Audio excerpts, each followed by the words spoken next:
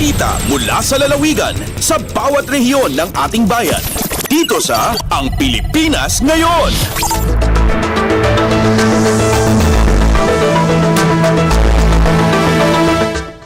Dumako na tayo sa ating regional news. Unahin natin ang mga balita mula sa rehiyon ng Luzon. Mula sa Dagupan, lokal na pamahalaan ng Lingayen, Pangasinan, may mga inihandang aktibidad para sa 18-day campaign to end violence against women and their children. Ang detalye ng balitang ito mula kay Ruel de Guzman. Ginapuan na lokal na gobyerno na balay na Lingayen at luyag na Pangasinan aktibidades sa intaryada ni Pakar sa 18-day campaign to end violence against women and their children.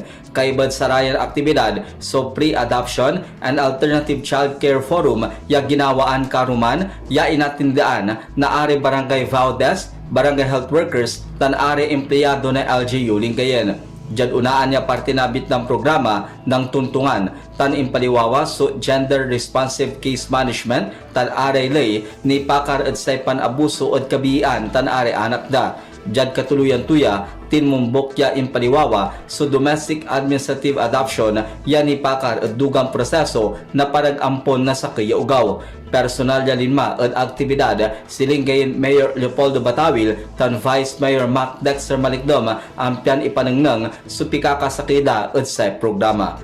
Mansumpal so 18-day campaign to end violence against women and children at Bali na Lingayen no December 12. Malalapod RP Dagupan, Shaq Roel de Guzman para Radyo Pilipinas World Service.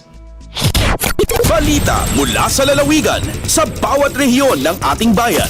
Dito sa Ang Pilipinas Ngayon.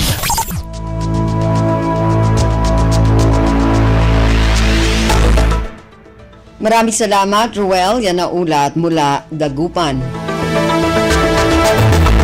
Samantala, dumako naman tayo sa Bontoc. 167 na benepisyaryo ng DOLE Integrated Livelihood Program o DILP sa Mountain Province tumanggap ng tulong pangkabuhayan. Ang detalye ng balitang ito mula kay Donna Kawis Balyo. Naikan iti tulong pangkabuhayan ti 167 a benepisyaryo ti DOLE Integrated Livelihood Program wenno DILIP dito'y Mountain Province. Sigon iti DOLE Provincial Office ken Provincial Information Office ti PLGU dagiti benepisyaryo ket naikan iti naduma-duma a livelihood equipment iti turnover ceremony ana isayangkat dito'y Bontoc idi Martes. Karaman kadagiti nag-awat iti livelihood assistance ket pito nga parolis, 20 ket may sa aparyentes ti child laborers ken 139 a regular a benepisyaryo mapanmet a 10 ket 7 a klase ti livelihood projects ti nasuportaran ti DILIP iti sektor ti agrikultura, construction, weaving, wellness and spa, sari-sari stores ken dumapay nga gatad iti nasrok 4.8 million piso. Di turnover ceremony ket indaulo da DOLE Cordillera Regional Director Nathaniel Lacambra ken Governor Bonifacio Lacwasan Jr. ken da dumapay nga opisyal. Kabayatan na inpadamag ti DOLE Provincial Office nga inwaras da ti nasro 4.8 million piso nga sweldo ti agarop sa nga gasot nga benepisyaryo ti tupad manipod iti maligkong Bontoc. Narpos na DZRA Donna Kawisbalyo para sa Radyo Pilipinas World Service. Balita mula sa lalawigan sa bawat rehiyon ng ating bayan. Dito sa Ang Pilipinas Ngayon.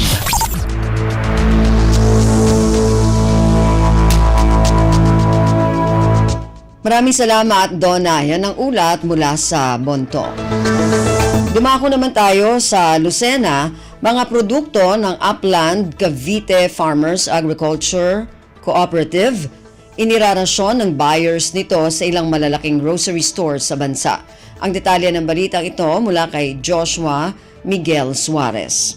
Inirarasyon ng buyers ng Upland Cavite Farmers Agriculture Cooperative o UPCAFA ang mga produkto ng kooperatiba sa malalaking grocery stores sa bansa tulad ng Landmark, SNR, Pure Gold at iba pa ayon kay UPCAFA Secretary Juliet Fuganda. Sa usapang agrikultura sa Radyo Pilipinas Lucena kahapon Nobyembre 26, ibinahagi ni Fugan na ilan sa pangunahing produkto ng kanilang kooperatiba ay cucumber, lettuce at iba pang green leafy vegetables. Pagmamalaki pa ni Fugan, high-value crops ang karamihan sa kanilang itinatanim at itinitinda sa UPCAFA na isinusupply din ng kooperatiba sa maliliit na tindahan at pamilihan sa lugar. Para naman mapaunlad ang kasanayan ng bawat miyembro ng kooperatiba, nagsasagawaan niya sila ng buwanang pagpupulong sa sakahan ng mga miyembro kung saan nila tinitingnan at inaaral ang best practices ng bawat isa at ibinabahagi ang iba't ibang farming methods at agricultural practices. Nagtatakda rin niya ang kanilang kooperatiba ng scheduling kung anong uri ng gulay ang dapat at maaari itanim per season upang maiwasan ang wastage. Mula RP1 Lucena, ito si Joshua Miguel Suarez para sa Radyo Pilipinas World Service. Balita mula sa lalawigan sa bawat rehiyon ng ating bayan. Dito sa Ang Pilipinas Ngayon.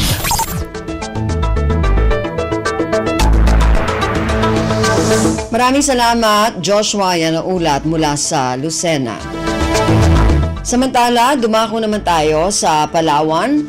Puerto Princesa City Tourism Officer Demetrio Toto Alvior nangangambang maapektuhan ang turismo ng bansa sa salitang binitiwan ni Vice President Sara Duterte laban sa Pangulo. Ang detalye ng balitang ito mula kay Goody Sarsagat.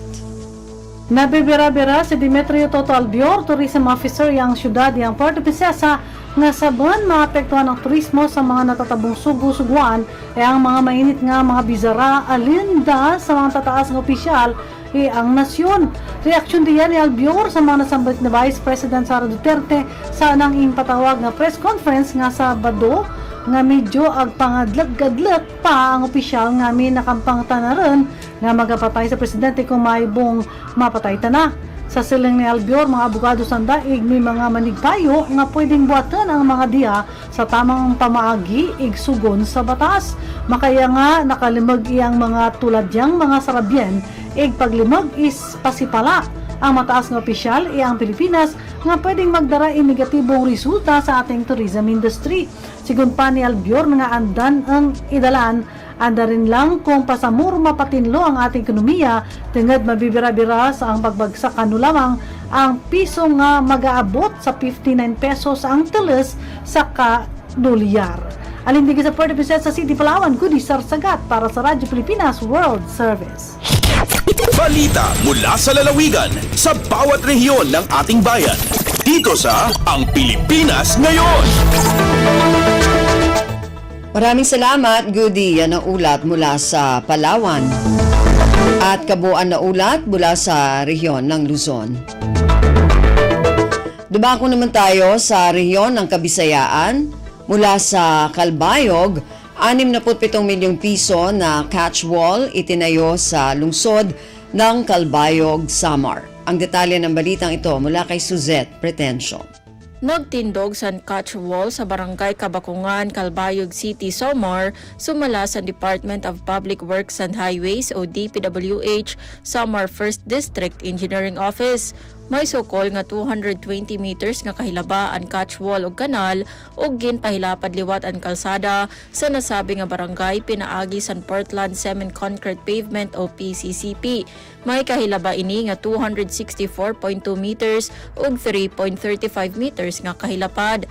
May adaliwat ini sa shoulder sa 227.2 meters nga 12 nga solar LED lights. Pinaagi sa nasabi nga proyekto makakabulig ini nga makahatag structural support sa kaso nga matimpag ang tuna o sa landslide linabi na nga mountainous sa nasabi nga barangay nga parte sa Maharlika Highway. Nagkakantidad ang proyekto sa 67 million pesos sa ilarom sa General Appropriations Act o GAA Fiscal Year 2024. Tikang sa Radyo Pilipinas Calbayog, ini si Suzette Pretencio para sa Radyo Pilipinas World Service. Balita mula sa lalawigan sa bawat rehiyon ng ating bayan. Dito sa Ang Pilipinas Ngayon. Maraming salamat, Suzette. Yan ang ulat mula sa Calbayog at kabuuan na ulat mula sa rehiyon ng Kabisayaan. Dumako tayo sa rehiyon ng Mindanao mula sa Tandag, Department of Trade and Industry, Surigao del Sur. Sinimulan na ang pag-monitor sa presyo ng mga Noche Buena products. Ang detalye ng balitang ito mula kay Raymond Aplaya. Nagsugod na karon ang Department of Trade and Industry o DTI Surigao del Sur sa pagmonitor sa presyo sa mga Noche Buena products samtang nakadol ang pagsaulog sa Pasko. Sa pagiginabi sa Radyo Pilipinas Tandaga, gibutiyag ni Jonathan Lagang, ang hepe sa Consumer Welfare Division sa mga buhatan, nga karong simanaha mao nang ikaduhang hugna sa ilang price monitoring. Sumala pa nga ilang gibasihan sa gihimo nga monitoring mao ang gipagawas nga updated Noche Buena Price Guide gikan sa ilang central office. Inoon sa karon, wala pa man sila na monitor nga mga tindahan nga sobra kataas ang gipatuman nga presyo dahil sa ilang mga baligyang produkto kung itandi sa maong price guide. Samtang gawa sa mga Noche Buena products, lagi po sab sa ilang gi-inspeksyon ang mga gibaligyang Christmas lights aron maseran kung dili ba kini peke. Gikan sa Radyo Pilipinas Tandaga, kini si Raymond Aplaya, alang sa Radyo Pilipinas World Service. Balita mula sa lalawigan sa bawat rehiyon ng ating bayan.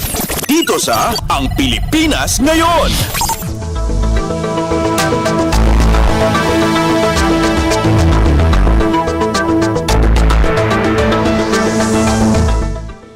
Maraming salamat, Raymond. Yan ang ulat mula sa Tandag. Samantala, dumako naman tayo sa Butuan.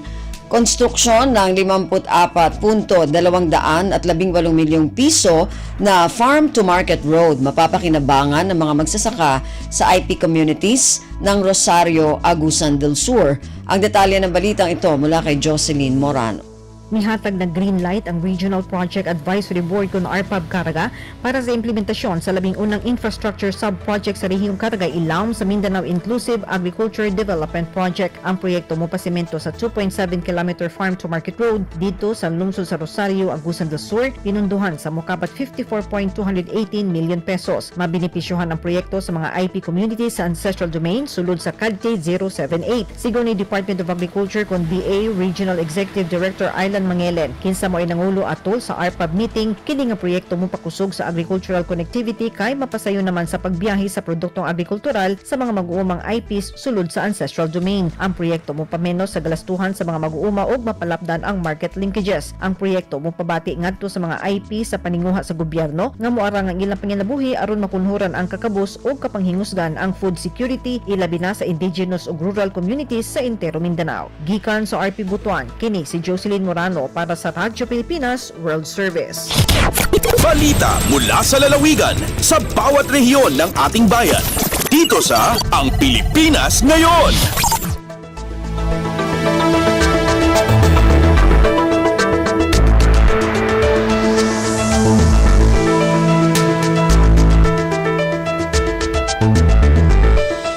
Maraming salamat, Jocelyn. Yan ang ulat mula sa Butuan. Samantala, dumako naman tayo sa Hulo. Ministry of Agriculture, Fisheries and Agrarian Reform o MAFAR mas paiigtingin ang serbisyo sa taong 2025. Ang detalye ng balitang ito mula kay Fatma Gino. Giaproban na sinabang sa Moro Parliament sa Finance, Budget and Management Committee in 2 bilyon pilak pondo ang miniganta ang Minister of Agriculture, Fisheries and Agrarian Reform atong MAFAR para hatahon na 2,500 Simong i-proposed budget ni 100% din nga bakas ang gatus kapituan tag 2 milyon. Habiaon miabot na yan pa 1.9 milyon. Magsuday ni hasupay kapunduhan sina MAFAR in kayo ng mga program hasupay mapalawak kin agriculture haula. Ang adunay ni in pagaparayaw hakabuyanan si mga mag-uma magista iban si mga agrarian reform beneficiaries sa tawa ARBs. Baiti MAFAR Minister Muhammad Yaqub in pagasung sina pundo may makatawangyan hasupaya ikapapalaw marayaw in flagship program nila biyanas in basic integration for harmonized intervention na tawa binhi, integrated and sustainable development for aquaculture at tawa isda, iban sin land distribution and development for the upliftment of the poor ARBs program at tawa lupa. Dahil ang RP Hulo, ini Fatma Diligino para sa Radyo Pilipinas World Service. Balita mula sa lalawigan sa bawat rehiyon ng ating bayan. Dito sa Ang Pilipinas Ngayon.